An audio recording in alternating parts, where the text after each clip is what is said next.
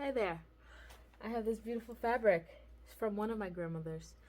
I have my other grandmother's birthday party that we're gonna go to this weekend. Yeah, this is Future Smitty. We did not finish this before Grandma's birthday party, but please feel free to check out my last video, which shows what I wore to Grandma's birthday party. Okay. So I'm gonna combine the powers of the ancestors with the powers of my brain to make something you've never seen before. Shout out to Ada. May she rest in peace. Shout out to Gloria. Happy 90th birthday, girl. Let's get it!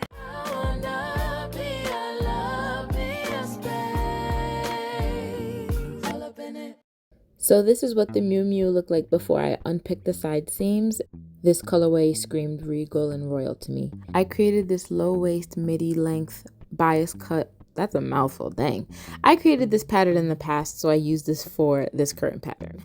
And I couldn't find the front of the pattern, so I just used my basic front skirt bodice block and added seam allowance for the slit as well as the side seams.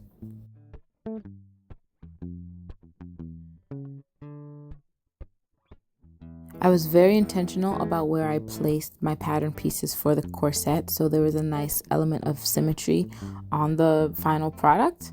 And I am very proud of how it turned out. So I'm just cutting out the pattern pieces, taking my time because this fabric is very old. And once you cut it, you can't undo that. So I interfaced all the shell pieces, stitched them together, then started pressing the seams open. I also used scissors to release the tension on the curved seams before I continued pressing.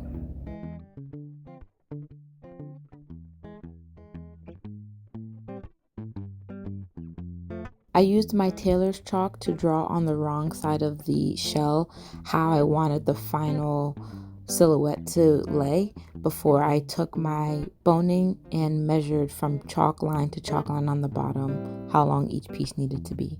I used tape to seal off the edges, and honestly I'm not a big fan of this type of boning. I've never used it before. This was the first time I used it. So I was just getting a feel for it, but I'm not too fond of having to use the tape to seal off the edges because of how it gets stuck in my needle. If you're used to using Ridgeline and you have any recommendations, please let me know. Because I stitched the boning onto the shell, I wanted to pull all of the thread to the wrong side of the shell and tie it off so it wouldn't be shown on the front. I then took the right sides of my shell and my lining and pin them together before stitching on the wrong side with the chalk markings.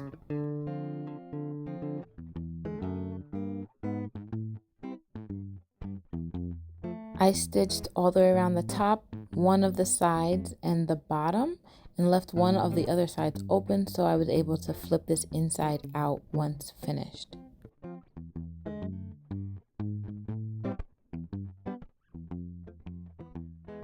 I trimmed off the excess fabric on the top and the bottom of the corset, and I got kind of close to the stitch line without cutting into the stitch line, and again released tension using small slits because this was very curved. And then after flipping it inside out, I give it a nice press so it lays a bit flatter.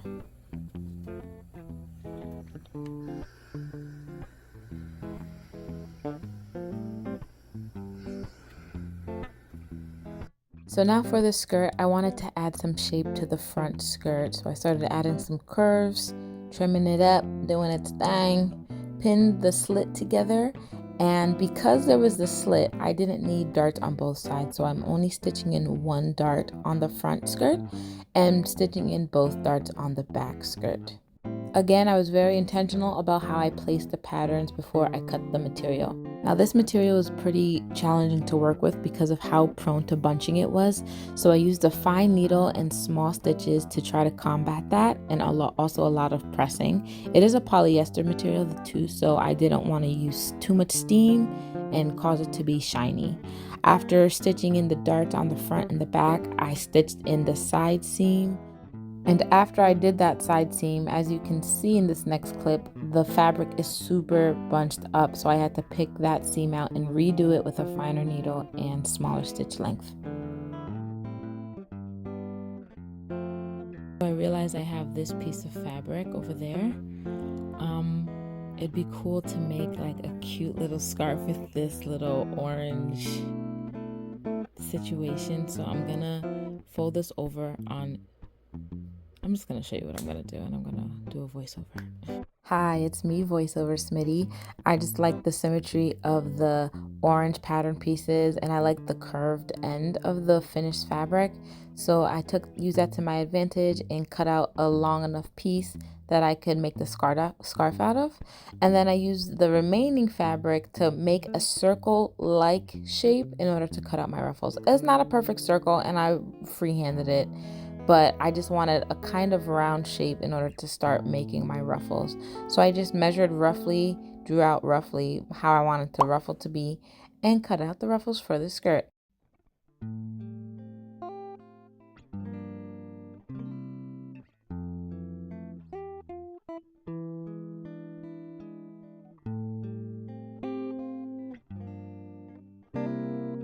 One thing about me, I'm gonna do a lettuce hem, and I wanted to make the orange pop, so I used orange, purple, and yellow for my serger colors. I then pinned my lettuce hemmed ruffles to the edge of my skirt and then basted that down before I did a final stitch.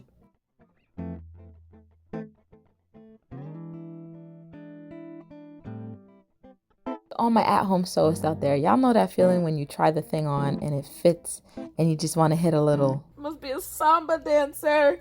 Da, da, da, da, da. Da, da, da, da, da, da, da. Da, da, da, da, da, da. Da, da, da, da. Yeah, me too. And here's me putting in that final stitch after the basting.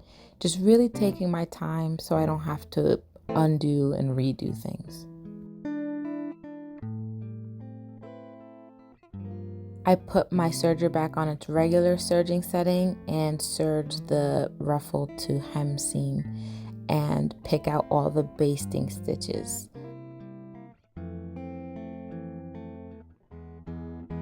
Release that tension. 1, 2, 3, release it.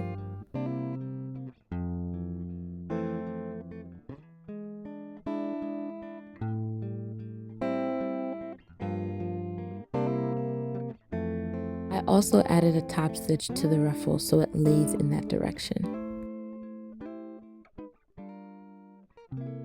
The final steps for the skirt were to pin, baste, and sew in the zipper. Then I used some leftover fabric to create bias binding out of this material and finish the top of the skirt with it. I'm trimming the bias binding after stitching it to the skirt before I fold it over and stitch in the ditch.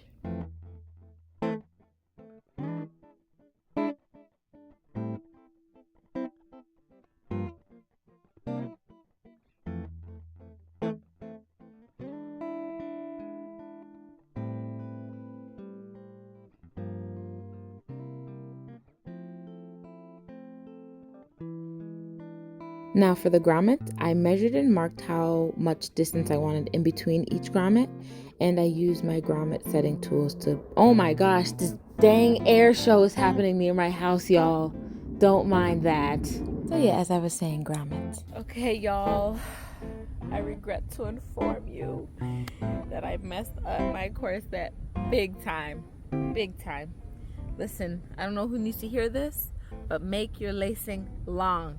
Make it long enough, okay? I was trying on my corset. I put in the grommets and everything. Heard a little pop. Pop goes the weasel. My little baby. And it's quite unfortunate, but I learned a lot about myself and about corsetry through this experience. One, when Google says to make your lacing 15 to 16 feet, make it 15 to 16 feet. I played around and tried to only make it 12. Still wasn't long enough. Learned my lesson. 2, I learned a lot about myself. There was a time where I'm confident I would have just tried to jerry-rig some shortcut to close this up and cover it up and not actually do all the steps properly to fix it. Now I've kind of adopted a different mentality in terms of this is a very process, you know? I don't want to rush. I don't want to, I gotta get it done. No, there's no reason for me to rush getting this done. I'm inside this summer, baby. Where am I going? Nowhere. Is it going to be time consuming? Yes, but that's all we have, folks. Upon further introspection, I realized that trying to take this apart, grommets included, stitching included, would probably be too much stress on this fabric. Again, this is very finicky, and this fabric very well could be older than me. So I didn't think it was worth it trying to take it apart. So I went to the store, found some perfectly matching thread, and did nice, secure whip stitches to close this up. The sentiment still remains that I didn't want to rush this, but this genuinely felt like the best course of action for the integrity of my corset. So what I did was I added a bunch of vertical stitching in order to add more infrastructure to the corset. And there go them damn planes again. Wee woo, wee woo. After all those stitches, I pulled the stitching to the wrong side of the fabric and tied them off. I wanted this scarf to look continuous, like it didn't have a seam, so I wanted to match up the pattern of the material as well as possible, and I think I did a pretty good job. After stitching it, I used my serger to mimic the ruffle lettuce hem and went around with my orange hem. I love how it came out, and here's the final look.